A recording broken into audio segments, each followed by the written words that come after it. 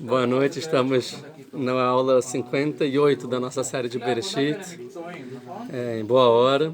Você que está acompanhando, que gosta, compartilha com os amigos, se inscreva no canal, ativa o sininho, pode comentar, perguntar, tá? E vamos lá, curta, né? Vamos lá. Vamos só revisar o finalzinho da aula passada, que a gente terminou de forma polêmica, e a gente continua.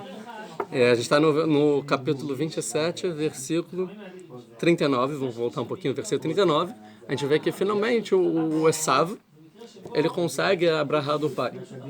O pai decide dar brahá.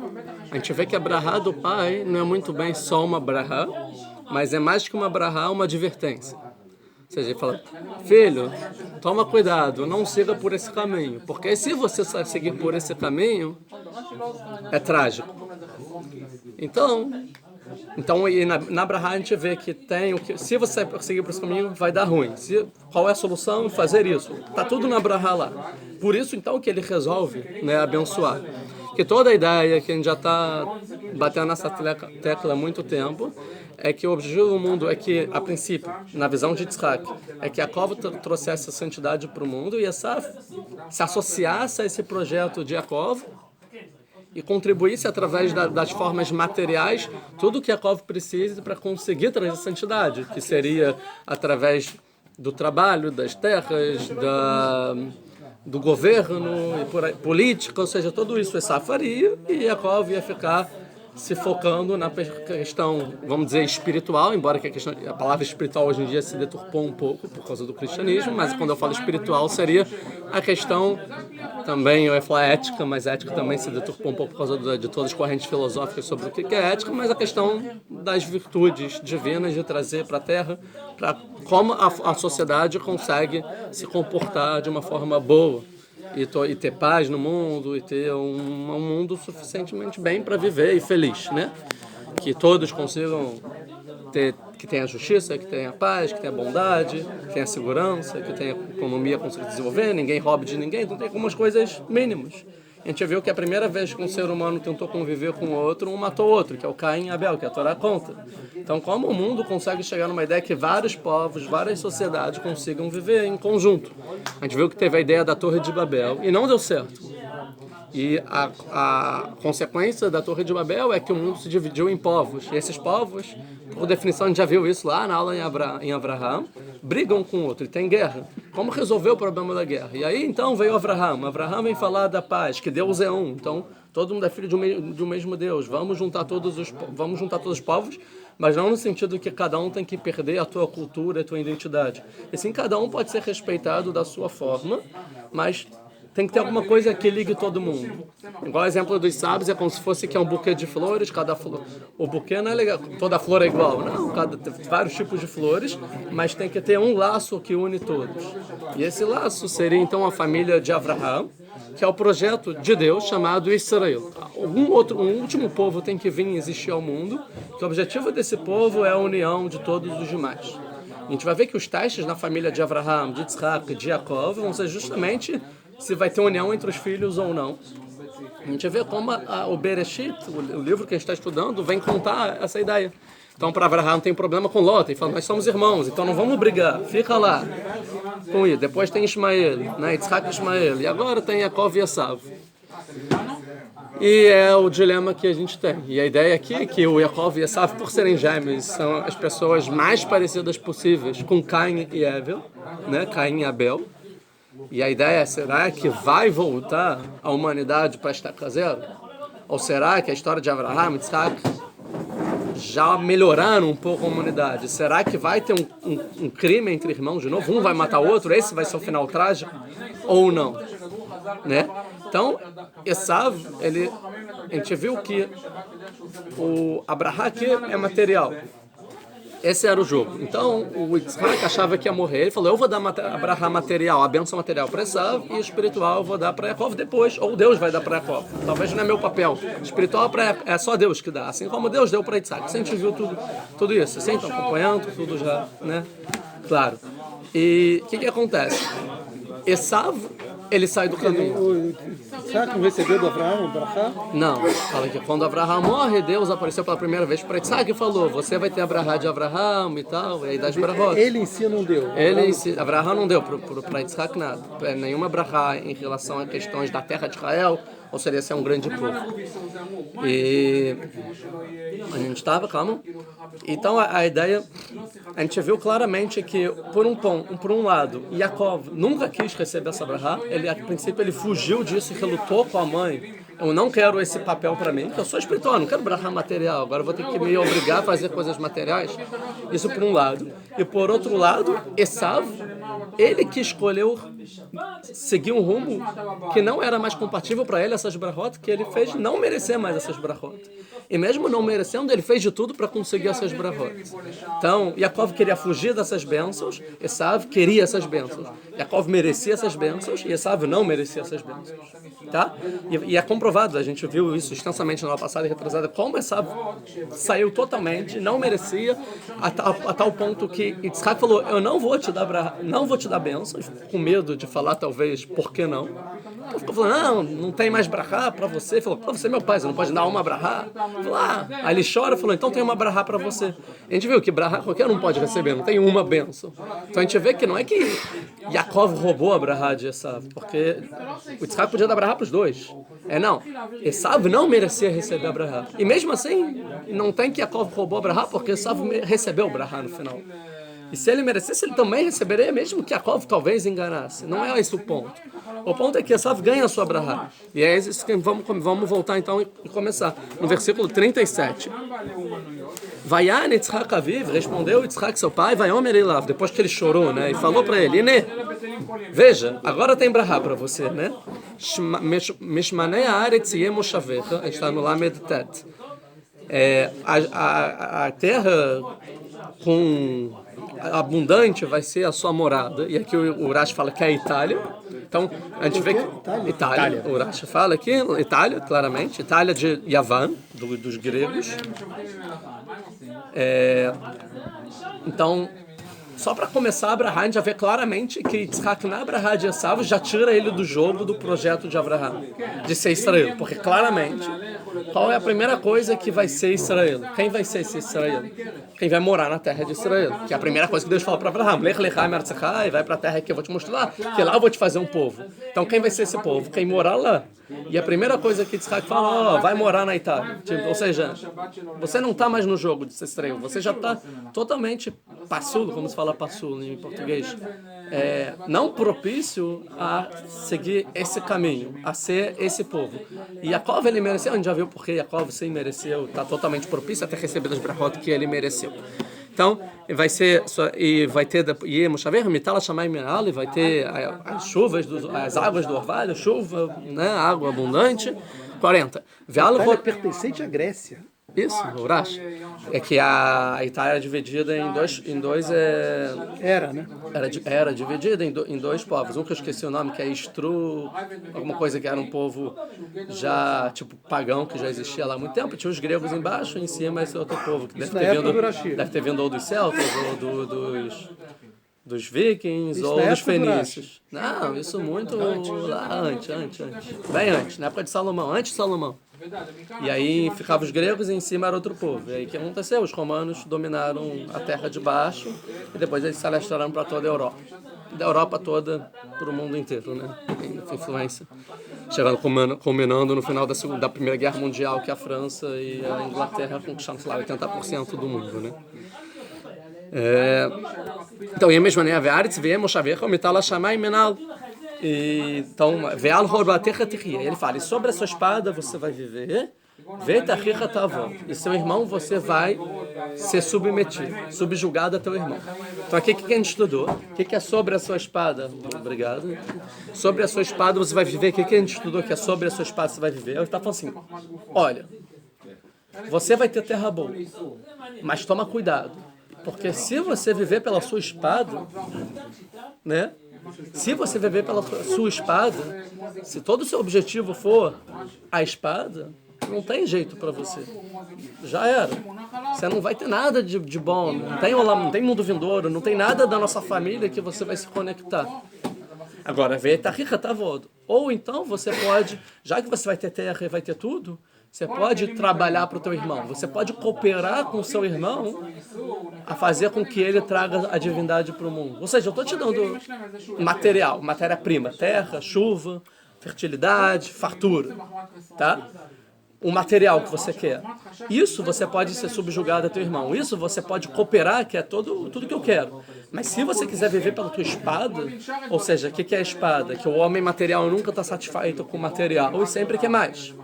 E se ele quer cada vez mais e mais e mais, ele vai lidar com a vida diversas vezes na vida com dilemas. Tipo assim, eu faço isso ou não faço isso? São dilemas morais e éticos. Tipo assim, para conseguir o que eu quero, o dinheiro que eu quero, a terra que eu quero, o desejo material que eu quero, eu faço isso ou não, que pode fazer isso uma injustiça, eu posso chegar a matar alguém, eu posso roubar de alguém, sim ou não?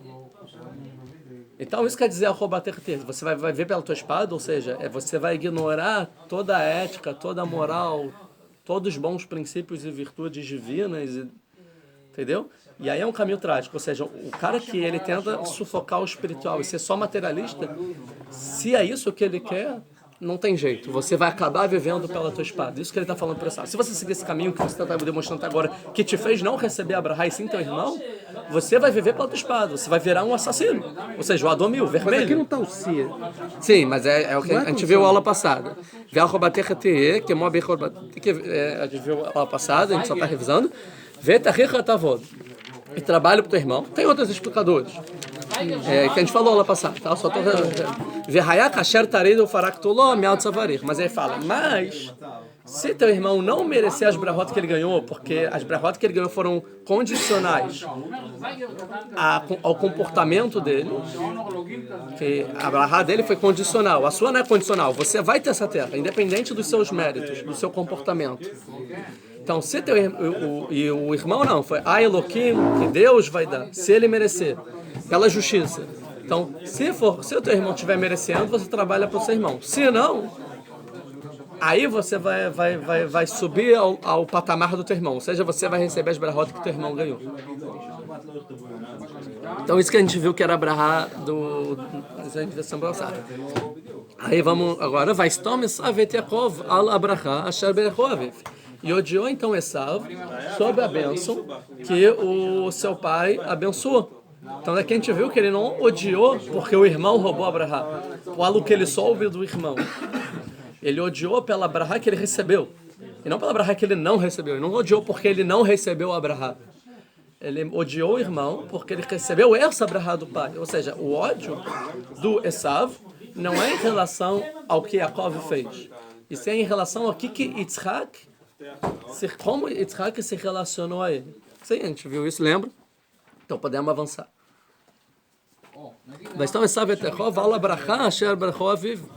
E a ideia aqui que tem a ver a Abrahá que o pai fez com odiar Yaakov. Tinha que odiar o pai, não o Yaakov. Sim? Então, qual é a questão aqui? A questão é que ele odiou, era uma relação de pai para filho, que deixou o Esav muito chateado com essa Abrahá. Tipo assim, quer dizer, porque o pai, ele fala isso como tipo assim, a última carta de esperança.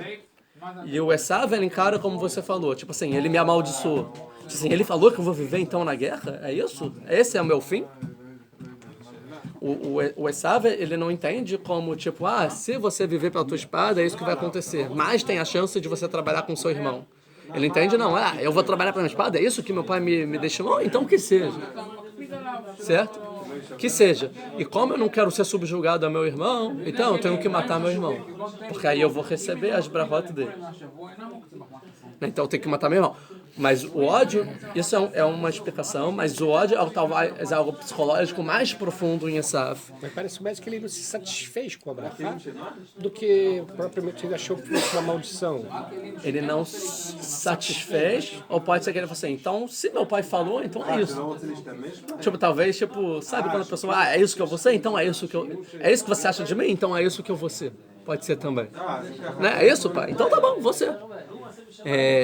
Agora que eu estou percebendo, né? Realmente, agora que ele odiou por causa da bênção. Eu sempre achei que É, ele e não odiou por... É, sim, não. É por causa da benção. Você falou Bravaneta. Não, por causa Dona da... Eu sempre Bravaneta. achei que era por causa que... Não, Brahá. E outra coisa que a gente pode entender, e não por causa da venda da primogenitura também. Não é isso que ele odiou, é por causa da Brahá que o pai deu. Ou seja, porque a venda da primogenitura é uma questão espiritual. Isso ele estava se lixando para a benção espiritual. Mas a Brahá não. A Brahá é um material. E aí esse Brahá material que eu sempre vou estar em guerra e eu vou me submeter a meu irmão, isso eu odeio. Então, como eu estou bolado com meu pai, eu vou odiar o meu irmão. É uma questão psicológica, ou seja, porque meu irmão teve o sucesso, eu tive o fracasso. Meu pai gosta do meu irmão, meu pai não gosta de mim, então eu odeio meu irmão. Mas também deu... É competitividade dele, não vai odiar o pai, ele odeia o irmão. Mas também deu a entender aqui que ele recebeu essa bênção porque o irmão pegou a outra. Ele acha isso. Não, a gente viu depois de ver as aulas passadas. Ele não acha isso. Ele sabe não acha isso. Também, mas a gente vê que ele não se importou muito com a questão do irmão. O que importou pra ele é que como o pai via ele, o que o pai falou pra ele. Isso ele se importava, era o pai dele que tinha relacionamento de amor entre os dois. O irmão, eles nunca conversaram na vida, mas é isso um pouco também, a questão de, meu irmão ganhou a Brahá, que seria a minha ocupação, mas não por o irmão ter roubado. Falou, o meu pai falou Gambarutier, ele legitimou o meu irmão até o que seria meu, então eu odeio o meu irmão. Sempre que eu ver meu irmão, eu vou me lembrar disso e é ele que eu odeio. E aqui a gente viu, eu adiantei que é a raiz do antissemitismo. Né? Essa raiz do antissemitismo dos povos de Esav. Ou seja, da Europa, do Ocidente, da igreja e por aí vai. É a origem do antissemitismo aqui. Então a gente viu também a aula passada. A gente viu a aula passada que o Rabi Shimon Bar Yochai, ele fala na Gemara, em Brachot, que ele fala Alachá, essa é a lei. Esav sonei Yaakov. O Esav odeia Yaakov. Isso, ponto. Esav odeia Yaakov, ponto final. Sempre odeia. Por quê? Porque a gente vê que dentro do Esav existe o ódio para Yaakov. Existe o antissemitismo aqui, de qualquer forma. O antissemitismo é o ódio de Yaakov. E esse é Allah. Ou seja, o que o Rabi Shimon Bar Yochai está falando pra gente, o Rabi que escreveu o Zohar, ele fala assim, mesmo que tenham épocas que vocês acham que o Esav gosta de Yaakov, saiba, ele odeia. Não necessariamente o que aparenta é o que é. Então tenha sempre cuidado, sempre saiba disso. Ele te odeia, nunca se sinta confortável. Se ele quer uma aproximação por você, é só por questões de interesse. Fica sempre com o pé atrás, tá? E o que a gente viu? A gente viu também que lá ele fala que Esav odeia Yaakov, mas não fala que Esav odeia Israel. Então qual é a questão? Esav não odeia Israel. Esav odeia Yaakov. Ou seja, o objetivo de Yaakov agora é conseguir virar Israel. Tá? Mas Esav odeia Yaakov. Ou seja, Esav vai tentar matar Yaakov. Vai planejar matar Yaakov. Vai sempre estar pensando como matar Yaakov. Tá? Yaakov tem que virar Israel. Se Yaakov virar Israel, Esav não odeia mais Yaakov. Esav valoriza Israel. Esav reverencia Israel. A questão é, será que Yaakov consegue virar Israel antes de morrer? Será que Yaakov sozinho ele consegue virar Israel? Esse é um ponto. E dois, será que ele consegue virar Israel antes que Esav mate ele? É o segundo ponto. Onde é que você viu que ele ama, que ele vai reverenciar Israel? Isso a gente vai ver daqui a pouco. Porque ele ainda não virou Israel, a gente não falou nada sobre Israel ainda e como é o comportamento. A gente vai ver que Yaakov vai virar Israel e aí ele vai encontrar essa... Quando ele vira Israel, Esav gosta. O que vai acontecer? Ele vai virar, ele vai lutar contra o anjo de Esav, vai virar Israel e depois ele vai encontrar Esav. Esav vai beijar o Yaakov. Ele vai falar, vamos andar junto. Sim. Já mudou a postura. O Esav muda de postura, tá? E mas bem antes ele tentou matar. Sim, mas ele ainda era Yaakov. Sim, ele é Yaakov. Então, por isso, Yaakov quer matar. Não, também tem gente que diz que ele mordeu, né? Então, tem que entender o Urash, vai dizer tem que entender o Urash. Quando a gente chegar lá, a gente vai explicar, mas a ideia, toda a Torá depois tem que ver Israel, que começa a se comportar, ou seja, é um assunto longo. Aqui a gente está na origem, está no início, tá? A gente não tem ainda Israel, não tem nada. Mas o ponto aqui ainda não existe Israel será que Yaakov consegue virar Israel 1? por si próprio, ele consegue ser Israel? E 2, será que ele consegue sobreviver e conseguir virar Israel ao mesmo tempo? Porque agora Yaakov ele vai passar num estágio de sobrevivência, que ele vai ter que fugir do irmão. Ele vai ter que ir pro exílio, pro irmão não matar ele. Ele vai ficar 22 anos no exílio, pelo menos, fugindo do irmão. Na proteção de Lavan, que é o cara que talvez é pior que o irmão.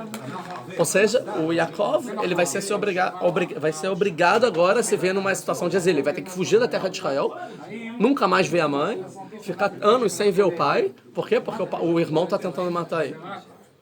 E nesse tempo ele vai tentar virar Israel. E a questão, ele consegue virar Israel ou Esav matando? Tá? A gente viu, perguntaram até, o que é esse Israel que eu falo tanto? Eu falei, Israel é a junção de Yaakov mais Esav. Yaakov é o espiritual, Esav é o material. Ou seja, Israel é um Yaakov que consegue também ser material. Consegue também ter sucesso material. É uma pessoa espiritual. O espiritual tem a ver com o indivíduo, a princípio. Uma pessoa que consegue ter uns valores nobres, né? Boa postura, bom comportamento, moderação e tudo mais, bons valores. E ao mesmo tempo, ele não se isola da sociedade, sim, ele consegue formar um povo, uma nação com terra, com política e tal, e fazer com que a sociedade inteira tenha esses valores dele. Então isso é Israel. O que é Yaakov? É um cara espiritualizado, individual, que se separa e pronto, eu sou Yaakov, que é como ele se comportava até então. O que é Esav? Esav é o cara que é da política, que consegue trazer economia, sustento e tudo mais, e a parte material. Constrói a parte material. O Israel é os dois, é que consegue ter uma infraestrutura material, dominar o material, ao mesmo tempo que ele consegue trazer o espiritual para o mundo, influenciar toda uma nação, e não somente os indivíduos. Tá? Esse é o Israel.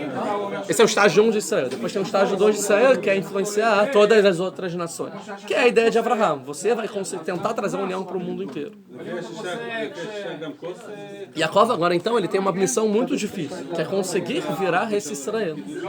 Que por si só é difícil, porque uma pessoa que é espiritual, que sentou a vida inteira, só estudou e não tem nenhum contato com o mundo do trabalho, do dia a dia, da política e da corrupção e tal, dominar tudo isso e manter os seus valores e conseguir influenciar as pessoas, talvez é quase impossível. E é isso mais ou menos que ele botou no Yaakov e falou, é isso que tu vai fazer agora. E não somente isso ser difícil, ele vai ter que fazer isso numa situação de fuga. Ainda fugindo de alguém que quer matar ele, então é mais difícil ainda. Tá? Na prática, durante a história, então Yaakov vai fugir, e lá ele vai ser Yaakov o tempo inteiro. Quando ele estiver voltando para Israel, quando ele decidir, eu vou sair aqui do exílio e vou voltar para Israel, vai ser que ele vai ter que lidar com Esav, aí o anjo, ele vai lutar com o anjo, vai virar Israel, depois ele vira Israel só depois, na verdade, quando ele chega em Israel. Então quer dizer que Israel, o Yaakov vira Israel mesmo quando ele vem para Israel, para a terra, quando ele vai voltar para Israel. Na situação de exílio, ele é Yaakov. Até porque como você vai dominar o material e tudo mais se você está exilado e subjugado a uma outra pessoa que é o Lavan, por exemplo? Como você vai ter um povo, uma nação? Você nem está na tua terra, então não dá para ser Israel no exílio. E sim, no exílio, qual é o papel do Yaakov no exílio? Vai ser se treinar e se aprimorar com as técnicas, principalmente do Lavan, que é o que ele vê o dia a dia, e aprender todas essas ferramentas para quando ele virar Israel, ele saber lidar com isso. Esse é o papel do exílio. Então o povo de Israel só é Israel aqui em Medina de Israel. Isso é claro. Ou seja, durante 2000 anos do exílio, que a gente chama exílio de Edom, ou seja, do Esav, que Esav destruiu o segundo templo, durante esses 2000 anos, o Yaakov é um Yaakov em sobrevivência. Ele é Yaakov, porque ele não tem um povo, ele não podia trabalhar, ele não podia ter posse de terra, né? Ele não podia ir em universidade, ele não podia ter nenhum tipo de direito, ele era discriminado. Por quê? Antissemitismo. De quem? Do povo europeu, ou seja, dos Edomitas, de Edom, do Esav. Ou seja, já que Esav ele discrimina o Yaakov, quer matar o Yaakov é obrigado a se isolar. E focar só no que dá. O que é focar no que dá? No espiritual. Então, o judeu no exílio, ele é Yaakov. Por isso que o judeu no exílio, ele tem que sobreviver. E se tem que sobreviver, não dá para mudar o mundo. Ele está só sobrevivendo, não dá para influenciar os outros. Ele tem que manter a sua própria família, ele está em sobrevivência. Tanto física quanto espiritual, na verdade. Né? E quanto cultural. Ele está sobrevivendo. E não só isso, ele tem perigo de morrer. Tem perigo que vai vir Esav e vai matar ele. Esse perigo existe, é real. E não, tipo assim, vai sobreviver. Não necessariamente. Ele pode morrer. Assim como aconteceu no Holocausto. E assim como ainda pode acontecer com as comunidades que existem no exílio dos judeus. Pode acontecer, e é só ver no noticiário e ver para onde o mundo está se caminhando, né? Porque se a gente falasse há um ano atrás, e falasse assim, nos Estados Unidos nunca vai ser o que foi na Europa, na Alemanha. Você fala, óbvio que, tipo, não, Estados Unidos vai virar uma Alemanha. Você fala, óbvio que não, impossível, hoje em dia, depois do Holocausto. Olha o discurso das pessoas, olha as leis, olha como a gente está mais evoluído. Aí, mês passado eu li a notícia, Estados Unidos atualmente é o lugar mais perigoso para os judeus no mundo. Tipo assim, em um ano. Eu li isso do cônsul de Israel do Brasil, que escreveu isso. Atualmente, em pesquisas, os Estados Unidos é o lugar mais perigoso dos judeus no mundo, é onde tem mais lugares, mais atentados antissemitas, é nos Estados Unidos hoje em dia. Mas é forte porque é verdade. Tu viu mês passado quantas sinagogas invadiram mês passado e derrubaram o Torá e queimaram os livros? Na França não fizeram isso. Mês passado não fizeram nos Estados Unidos. Em 3, 4 sinagogas. Em Beverly Hills, tipo, o lugar mais a nata dos Estados Unidos, né? Tipo, isso, não, mas eu quero dizer assim, se existe esse discurso em um ano, por que não em 5, em 10 pode acontecer alguma coisa? Sim, existe, tá bom? Existe, claro. Isso acontece no Estado. Isso é real, é um medo real. E os judeus lá estão sobrevivendo. Mas por outro lado também, você fala que os judeus estão sobrevivendo, eles tiveram muito sucesso, tiveram muita parnassá, tiveram muito sucesso material. Eles tiveram sucesso material no âmbito individual, ou comunitário no máximo, mas não no âmbito nacional. Em questão de nação, eles nunca fizeram nada. Sim. Tá? E isso que você está falando dos judeus nesses últimos 100 anos. Porque desde 1800... se você pega Rothschild, pega não sei o que. Então, mas qual a ideia? A gente pode até não ser essa aula, mas a ideia é que depois da Revolução Francesa e com Napoleão, ele dá direitos pela primeira vez nos judeus em 1800 e pouquinho. Eu não lembro, 1811, não lembro direito a data, que é a emancipação judaica. Só aí os judeus puderam participar da sociedade. Até 1800 e pouco, não existia. O judeu não podia frequentar a faculdade, não podia frequentar a sociedade, não podia frequentar os mesmos locais, não podia ter posse de terra. No feudalismo, terra é poder. Sim? E a gente viu que os judeus, aquela história inteira foi indo de lugar para lugar, exilado, ou tinha que pagar dinheirinho para poder viver. Tinham leis restritas diferentes, e sentia pogroms e podia ser morto a qualquer momento. E isso é fato, né? Tipo, é claro isso. O judeu sobreviveu. Formaram uma cultura próspera e rica, com terras, exércitos, reis. Não. Teve um florescimento cultural. Não. Sim? E sim, ele se reservou a questão espiritual e se resguardou naquilo que dava, que é parte da Torá. Uma parte bem pequena da Torá. Sim? O que o judeu faz no exílio é menos da metade da Torá. Porque mais que a metade das mitzvot da Torá não dá para fazer no exílio, só na terra de Israel. Então não dá para ser um povo que segue a Torá, porque nem tem essas leis. Então fica o Shabbat, a kashrut e a pureza familiar. Ponto. Só. Nada além disso. E não fazer idolatria? Tá. Ponto. Certo? Então, isso é Yaakov.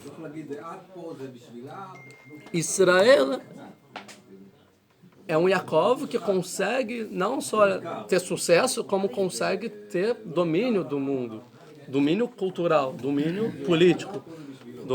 Tipo, o que é domínio cultural? Tipo assim, se tem um país que é uma potência, todo mundo segue os valores daquele povo, certo? Então, por exemplo, uma vez que o Israel virar Israel e virar uma potência, o mundo inteiro vai querer saber quais são os valores desse povo. Isso é um domínio cultural. Então, como você vai influenciar o mundo inteiro sobre, sei lá, coisa mais básica, que Deus é um, se você não tem um domínio cultural? Impossível. Para influenciar, né? Então não dá para fazer. E esse é o papel de Israel, não de Jacob. Porque Abraão veio... Jacob recebeu Abraão para ser Israel, só porque ele poderia ser Israel. E a ideia que a gente vai ver na paraxá seguinte, que é Vayetze, ou seja, ele saiu, ou seja, o exílio, será que no exílio ele vai aprender e vai conseguir formar as bases para conseguir vir a Israel? Depois vai ter a paraxá Vaishlar. E viu que é o quê? Que ele quer voltar para Israel. Será que ele vai conseguir voltar para Israel ou será que ele vai ficar para sempre no exílio? Será que ele vai morrer no exílio? Será que Esaú vai matar ele? Ou será que ele vai morrer nas mãos de Lavan, que a gente vai ver que vai tentar matar ele? Será que ele vai conseguir casar? Será que ele vai conseguir formar seus filhos? Será que seus filhos vão ter os valores de Abraham e Yitzhak também? Será que ele vai reencontrar seu pai? Será que ele vai voltar para sua terra? Isso tudo são questões difíceis. Até que a cova ele vai falar para se eu tiver pão para comer e roupa para vestir, você vai ser meu Deus. Tipo assim, está pensando no mínimo. Isso não é algo de alguém que tem uma nação. Tipo, comparar com Yitzhak com Abraham. E a gente vai ver que ele vai ter sucesso no trabalho dele, com Lavan, ele vai voltar poderoso. Isso tudo são bondades de Deus. E isso tudo vai revelar como Yaakov conseguiu aprender a dominar esses caminhos, que são passos para ele chegar a virar Israel. Tá? A gente vai ver que no exílio, todo o desafio do Yaakov vai ser o trabalho dele. Como ele vai trabalhar com honestidade ou não. Isso a gente vai ver. Tá no início, né? Só está elaborando. Então, essa é a ideia. Veistam Esav et Yaakov, ala bracha asher brachou aviv, vayomer Esav. Então falou Esav belibó, ou seja, lá dentro, no seu coração. E crevu yemei evel aviv. Está se aproximando dos dias do luto do meu pai. Ve'arga et Yaakov ahi. E eu vou matar o Yaakov, o meu irmão. Tá? Antes de tudo, bonito que ele falou a palavra ahi, o meu irmão. Então se ele falou, o meu irmão, ele podia falar só Yaakov, eu vou matar Yaakov. Mas falou, o meu irmão, quer dizer que existe um relacionamento. Existe um laço ainda em Esav em relação a Yaakov. Você vai falar, eu vou matar esse Yaakov. Não, esse Yaakov que é o meu irmão. Existe relacionamento. Esse Unificar vai perceber e ela vai entender o seguinte. Se existe relacionamento entre Yaakov e Esav, ainda existe esperança. Tá? Existe esperança, tanto pelo lado de Yaakov, pelo lado de Esav. Sim? Pelo lado de Yaakov a gente entendeu. Qual a esperança de Yaakov? Virar Israel. Aí ele consegue se livrar de Esav. Qual é a esperança do lado de Esav? Esav deixar de odiar o irmão. Se o antissemitismo de Esav acabar, pronto. Tá ótimo. A ideia aqui do Yitzhak é a associação entre Yaakov e entre Esav, certo? Entre o material e o espiritual. Se Esav odeia e quer matar Yaakov, é impossível que Yaakov consiga influenciar Esav nas questões espirituais e de virtudes e de valores, concorda? Como Yaakov vai influenciar Esav se Esav odeia Yaakov? É o que aconteceu durante 2000 anos. Israel nunca influenciou Roma ou povo algum no mundo. Por quê? Porque esses povos odeiam Israel, como vai influenciar? Não influencia. Sim, sobreviveu. Israel aqui consegue influenciar outros povos. Por que será? Porque muda a forma de postura e a forma de visão. Ao mesmo tempo que influencia, ao mesmo tempo que também gerou um new antissemitismo. Né? É um new antissemitismo. Sim, mas é por outra questão. O new antissemitismo. Mas sim, quer dizer que o Yaakov não é Israel ainda. Hoje em dia, agora falando historicamente. Yaakov já virou Israel? Não. Ainda não. Ainda tá. É um processo. Não é só porque a gente voltou para a terra de Israel que a gente é Israel. Está longe ainda. Então só vai virar Israel quando chegar Mashiach? Quando a gente virar Israel, vai virar Mashiach. Não é que Mashiach vai fazer com que os judeus virem Israel. É o fato de Yaakov conseguir virar Israel que Mashiach vem.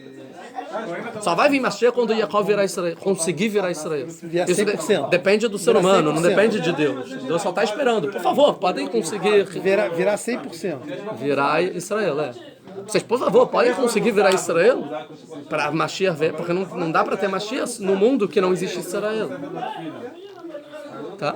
Então é isso, e o líder de Israel vai ser o Mashiach. Sei que não é alguma coisa, não é a estrelinha do time. Tipo, não é que tem o Mashiach e ele é tipo o cara que joga no ataque e na defesa e bate a lateral, cobra o pênalti ao técnico ao mesmo tempo. Não, o Mashiach é o atacante. É o líder, tipo, é o técnico, na verdade. O Mashiach é o técnico. Israel que é o time. Israel que vai fazer as coisas no mundo, não é Mashiach. Mashiach só é aquele cara que vai ocupar a posição de liderança. Que Israel definir que vai ser o líder. A gente admite você como líder. Tá, então se Israel conseguir fazer o seu papel, o líder é o Mashiach. Se não, o líder não é Mashiach. Se não fizer, não tem Mashiach. E, claro, isso, tá? Não é que vai vir o Mashiach, que ele é super mágico e é o Harry Potter com o Capitão América, Hulk, Superman, que vai resolver os problemas do mundo. Não, não é isso. Quem vai resolver os problemas do mundo é quando a humanidade conseguir resolver os seus próprios problemas. Então, Israel, Yaakov tem que conseguir virar Israel, e Esav tem que parar de odiar Yaakov e se associar a Yaakov nesse projeto para transformar o mundo. Ou seja, existe aqui uma brecha do próprio Esav encarar Israel e falar: eu quero ajudar vocês a virarem Israel. Não só existe uma brecha, como isso é real. Tanto pela história de 2000 anos no mundo, como política atual. Que a gente vê hoje em dia que os políticos, cabeças de Esav, estão apoiando Israel. Né? Em algum aspecto. Isso quer dizer que é totalmente honesto e é bom? Não, tem interesse. É super por interesse. Mas Deus vai caminhando a história. Não só isso, foi Esav que votou na ONU. Esav se juntou todo, votou na ONU para dar um estado para o povo judeu. Ele que falou: os judeus podem morar. Então tem um papel de Esav. E aí não só isso, eu vou falar outra depois. Então, tá? Vamos continuar então. Falei demais fora do texto, né? Parece que a gente não avançou, mas na verdade a gente falou várias coisas, né? Muito importante na verdade. O que é que por que o Esav odiou? Então a gente já explicou da Brahá. E o que Esav planejava fazer então? Então ele planejava fazer o seguinte: tem quem diga, o Rav Abravanel, que durante a morte de Yitzhak, tipo assim, o pai morreu, durante o enterro ele queria matar o Yaakov. Esse era o plano. Durante o enterro de Yitzhak, matar o Yaakov. Porque aí ele não queria decepcionar o pai em vida e ao mesmo tempo ele não queria dar tempo de Yaakov fugir. E lá ele ia estar no enterro. Então é isso que ele planejava. Quando está escrito que ele odiou Yaakov e falou em seu coração, quer dizer que ele não falou. Não é que ele falou assim: eu odeio Yaakov. Era um rancor, um ódio interno. Não necessariamente ele expressou esse ódio. E assim falam nossos sábios, que a cara dele, o semblante dele, era como se fosse que: não, isso já passou, meu irmão, não. E nem fiquei incomodado, tô tranquilo. Ou seja, ele fazia uma cara como amigo. E, na verdade, vai estar um belibó. No coração dele, eu vou matar meu irmão. Então não é um cara que não era um inimigo declarado. E sim, é que ele queria matar pelas costas. Que é o Esav, é esse, que é Roma. Aparenta algo que por dentro é podre, né? Que não é. Vou fazer isso que eu vou resolver os problemas de paz no mundo. Por dentro é interesse, que é petróleo. É isso. Belibó, que foi Yemeyev vive, então essa é a ideia. Eu vou matar. Tem explicadores que vão dizer não, que ele queria matar o pai e o irmão ao mesmo tempo. Tem quem vai falar isso, tá?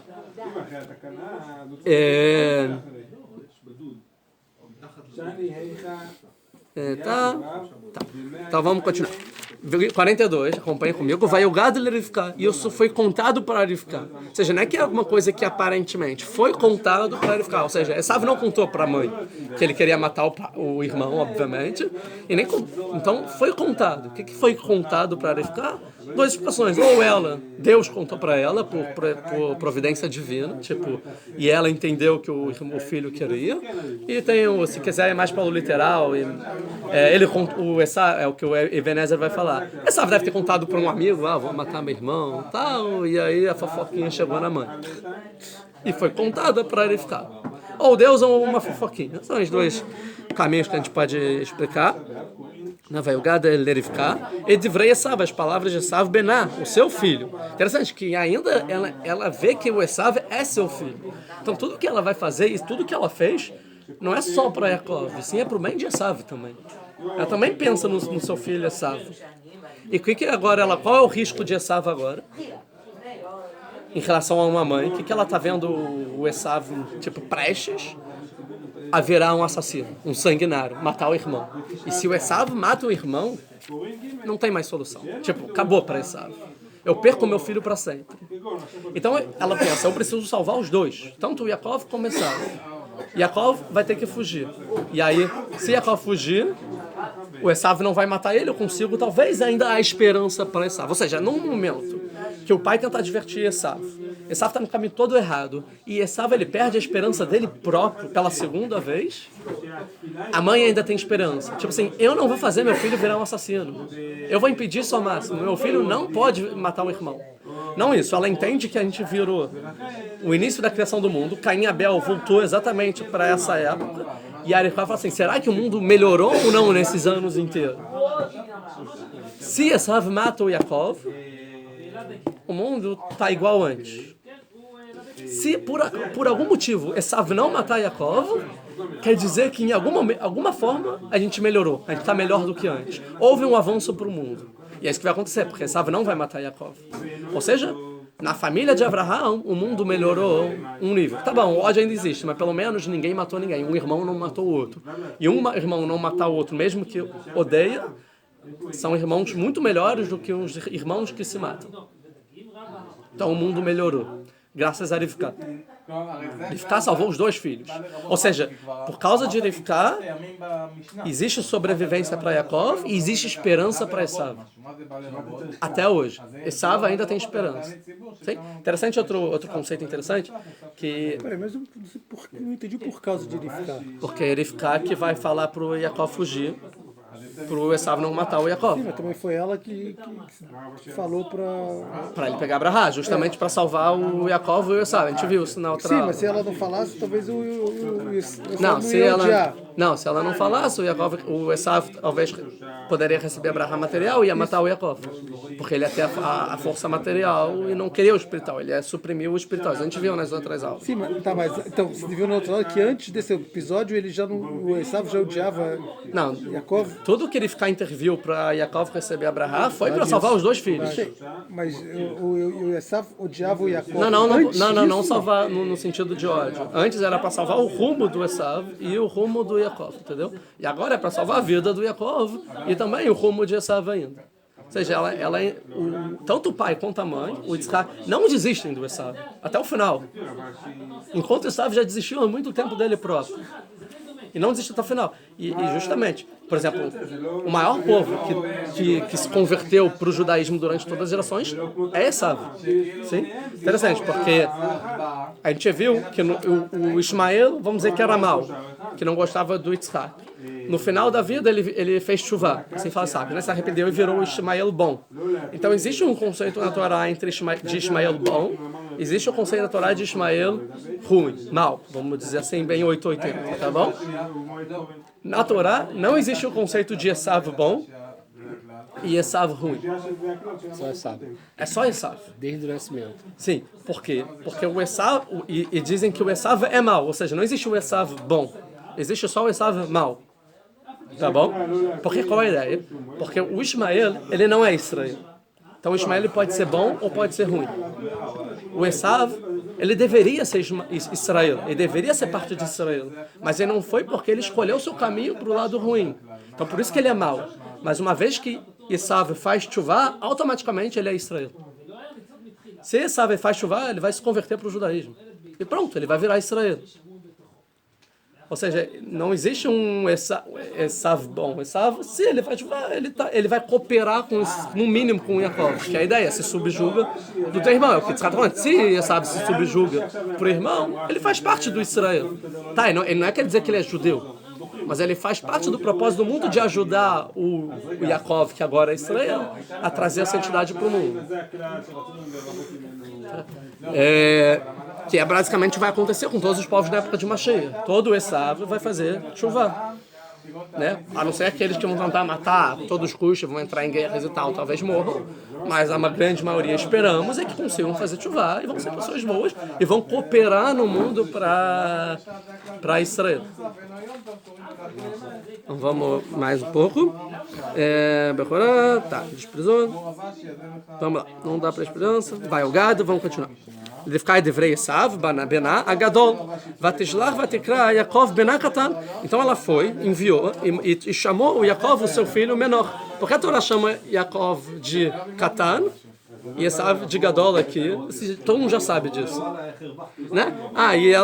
E foi contada as palavras do Esav, o seu filho, o grande. E chamou Yaakov, o seu filho, o pequeno. Por que agora veio dizer que Yaakov é pequeno e Esav é grande?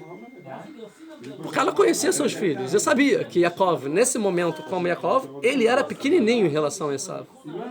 E sim, tudo que ela fez é porque ela viu o potencial no Yaakov. Ou seja, quer dizer o seguinte, Yaakov ainda é pequeno. E até ele virar Israel, tem um grande caminho. Não quer dizer que ele ganhou Abraham, então ele já é o Yaakov Agadol. Não, você ainda, se você for botar você do lado de Esav, tu está muito na desvantagem ainda. Você vai morrer. Você vai morrer, ele vai te suprimir. Então foge. Por isso que eu falo, foge. Por que foge? Porque você é pequeno. Quem é pequeno foge. Quem é grande enfrenta. Certo?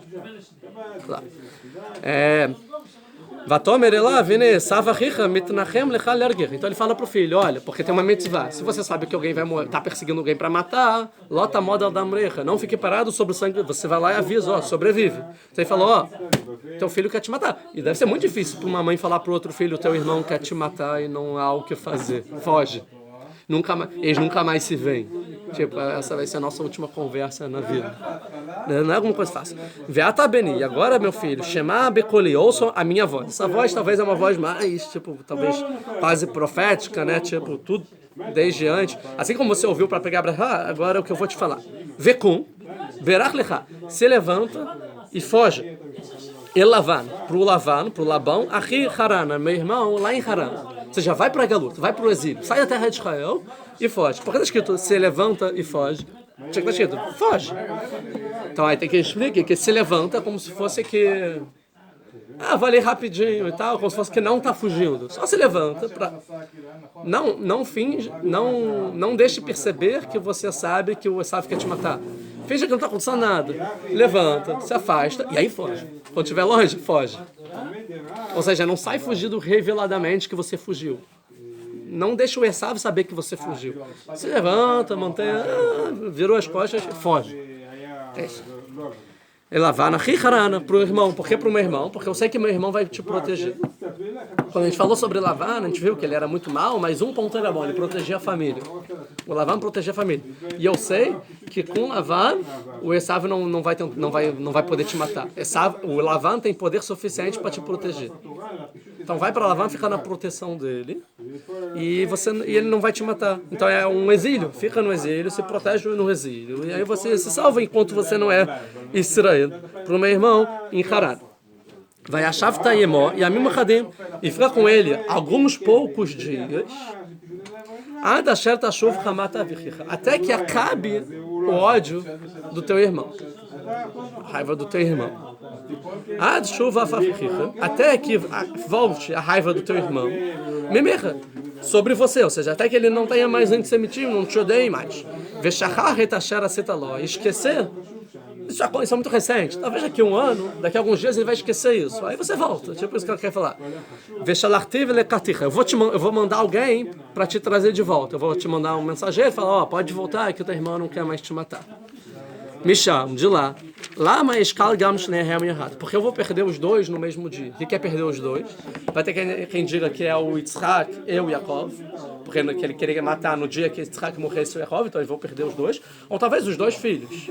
Talvez porque se Esav mata Yaakov, ele também vai perder Esav, porque é um assassino. Ou talvez Yaakov podia se proteger. Tem quem fala que Yaakov era forte. A gente vai ver no poço que ele vai levantar. Então, talvez ele fosse mais forte fisicamente do que Esav, e talvez se Esav fosse para matar, ele ia matar o Esav. E aí,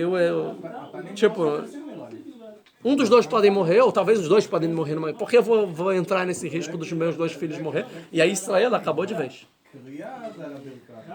Tá? Só alguns pontos importantes antes de continuar. A página. Vamos pular isso por enquanto. Aqui ela fala duas palavras sobre o ódio de Esav. Quais são as duas palavras? Ele fala... cadê Esav? ואתה בני שמע בקולי וכל לך בעבד נחיר ושם ימים אחדים עד אשר תשוב חמת אחיך. Uma palavra é חמת אחיך, ou seja, como se fosse a ira do teu irmão, e depois está escrito shuv af achicha, até que volte a ira do teu irmão. Tem duas palavras para ira diferentes que parece que é repetição. Ela fala, tá vendo? A mesma coisa. Então, o que fala aqui o Malbi? O Malbi fala assim, que Hamat é o ódio no coração, é um ódio não revelado. O que é um ódio no coração? Como se fala isso? É um rancor. Hamat é rancor. E Af é uma raiva revelada, é a cólera, é raiva mesmo, que a pessoa, você vê na cara dele.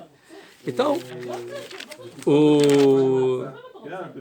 o Esav, ele tinha os dois, tanto a cólera, ou seja, tanto o rancor quanto a raiva. Tá? Porque ele tinha rancor e raiva ao mesmo tempo. Então o Malbi vai dizer, o Hamat, o rancor no coração, que não era revelado, era em relação aos pais. Ele estava triste com os pais. Mas ele não queria matar. Não era revelado. O negócio que estava no coração dele por causa dos pais. Tá? Mas não ia fazer nada com os pais. Ou seja, é um rancor que não é que ele vai, por causa disso, ele vai matar. Ele só está chateado, triste com a situação. Sim? E a raiva revelada é para Yaakov, que aí sim poderia acontecer alguma coisa física. Tá? E a ideia aqui... Como ele respeitava os pais, podia... Isso, ele respeitava. Não se dá o direito de matar eles, exatamente. Sim? Ou então a expressão, por que esperar a morte do pai? Porque ele não queria matar na frente do pai. Porque aí o pai poderia ou amaldiçoar ele, e não queria a maldição do pai, sim? Ou talvez ele não queria quebrar o respeito do pai, né? Então, mas quando o Yitzhak vai morrer, lembra que ele estava com medo de morrer logo? Então ele ficou com medo, vai que ele morre hoje. Então foge agora, essa é a ideia, vai fugir, foge logo. Não espera morrer, porque pode ser que morra a qualquer tempo, eu não quero correr esse risco. Ou seja, enquanto você tem tempo de sobreviver, foge.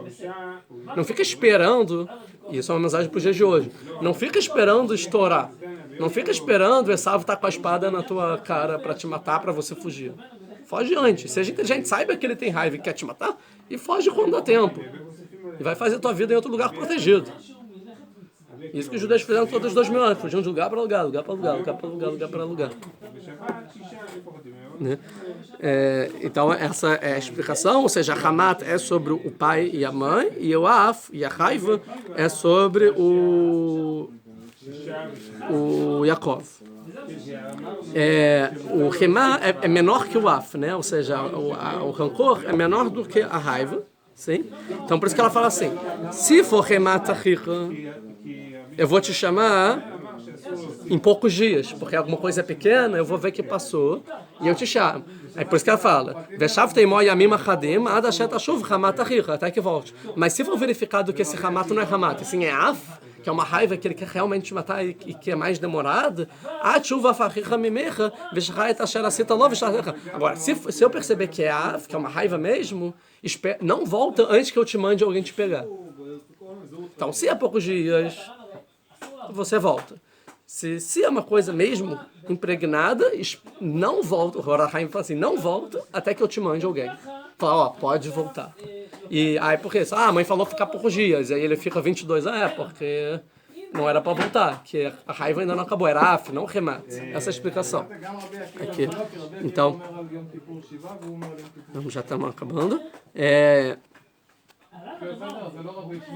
Tá, e pegar, Remat, tá, falei.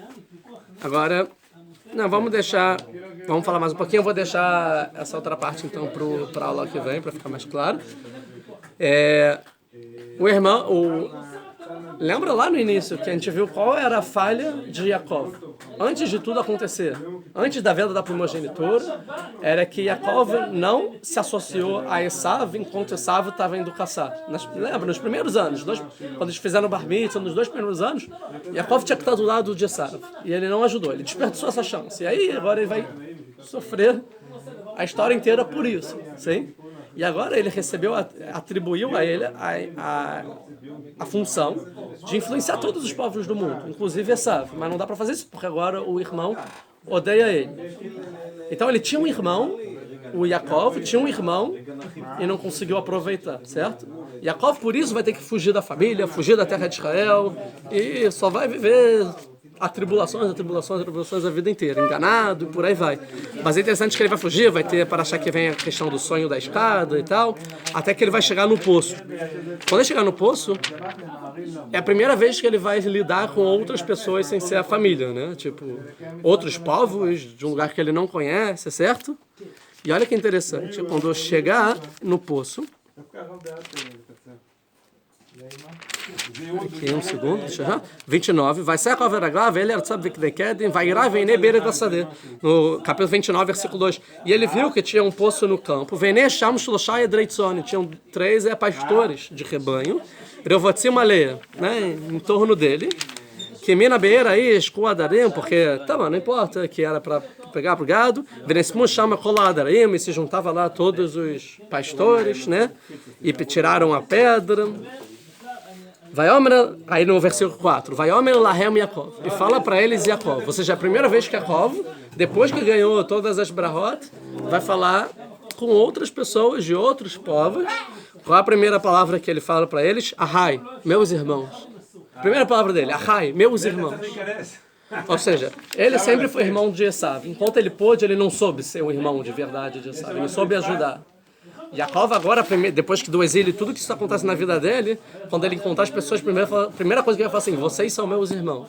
Ou seja, ele já entende que a função dele é ajudar os outros.